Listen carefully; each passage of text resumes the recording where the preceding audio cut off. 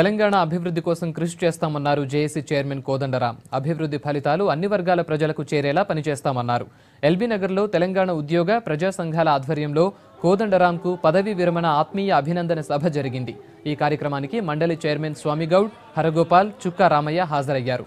పదవీ విరమణ ఉద్యోగానికి మాత్రమేనని, ఉద్యమానికి కాదన్నారు కోదండరాం.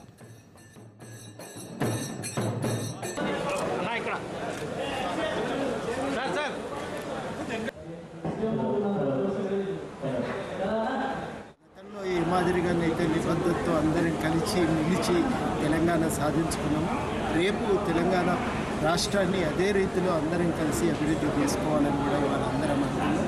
ఆ మార్గంలోనే నడిచి నిజంగా తెలంగాణ ప్రాంత అభివృద్ధి కోసం మా అందరి వంతు కృషి చేస్తామని, ప్రత్యేకించి విరమణ అనేది ఉద్యోగానికే కానీ ఉద్యమానికి కాదని ఈ సందర్భంగా తెలియజేస్తూ భవిష్యత్తు కార్యాచరణ తెలంగాణ రాష్ట్ర అభివృద్ధి కోసం, ప్రత్యేకించి అభివృద్ధి ఫలితాలు తెలంగాణ సమాజంలోని అన్ని వర్గాల ప్రజలకు